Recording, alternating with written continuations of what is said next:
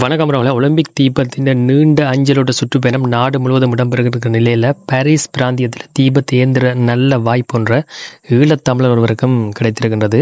உங்களுக்கு தெரியும் யார் அப்படின்றது இந்த பாரிஸ் நகரில் கடந்த வருடம் சிறந்த பான் தயாரிப்பில் முதலிடம் பெற்று நாட்டின் அதிபரது வசிப்பிடமாகிய எலிசே மாளிகைக்கும் பான் விநியோகிக்கின்ற பெருமையை பெற்றவரான ஜாழ்ப்பாணத்தை சேர்ந்த ஈழத்தமிழர் தர்சன் செல்வராஜா அப்படின்றது தான் இவர்தான் இந்த ஆயிரக்கணக்கான ஒருவரில் இந்த பாரிஸ் ஒலிம்பிக் தீபத்தை ஏந்துவதற்கு தெரிவாகி இருக்கின்றார்.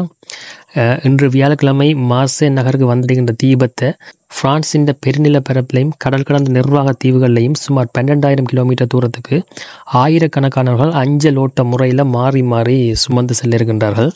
இந்த நீண்ட பயணத்தில் சுமார் 400 நகரங்கள் மற்றும் உல்லாச பயண மையங்கள் ஊடாக இந்த தீப்பந்தம் எடுத்து செல்லப்பட இருக்கின்றது. தங்கள் கரங்களில் ஒலிம்பிக் சுடரை சுமந்து ஓடுவதற்கு நகரங்கள் தோறும் பல ஆயிரக்கணக்கானர்கள் தெரிவு செய்யப்பட்டிருக்கின்றார்கள். தீப்பந்தம் பாரிஸ் பிராந்தியத்துக்கு பெரும்பாலும் ஜூலை மாத முதல் வாரங்களில் வந்து சேரும். தர்சன் செல்வராஜா எந்த இடத்தில் வைத்து அதை ஏந்துவார் அப்படின்ற விவரங்கள் இனிமேல் தான் தெரிய வரும்.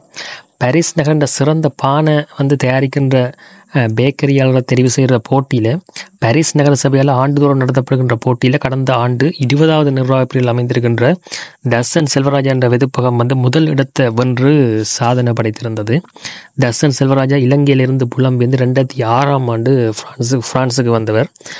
இத்தாலி உணவகம் ஒன்றில் பணியாற்றும் போது அங்கு ஏற்பட்ட ஒரு அறிமுகம் காரணமாக தனது உணவக தொழிலை கைவிட்டு சுயமாக வெதுப்பகம் ஒன்றை பொறுப்பேற்று நடத்தி பான் தயாரிப்பில் ஈடுபட்டு மெல்ல மெல்ல உயர்ந்து தான் இந்த சாதனையை நிலைநாட்டியிருக்கின்றார். குறிப்பிடத்தக்கது.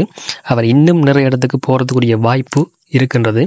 ஈழத்தமிழர்கள் பிரான்ஸில் எந்த எல்லை வரைக்கும் தொடலாம் அப்படின்றதுக்கு முதல் ஒரு கல்லை வச்சது தர்சன் செல்வராஜா தான். வாழ்த்துக்கள்.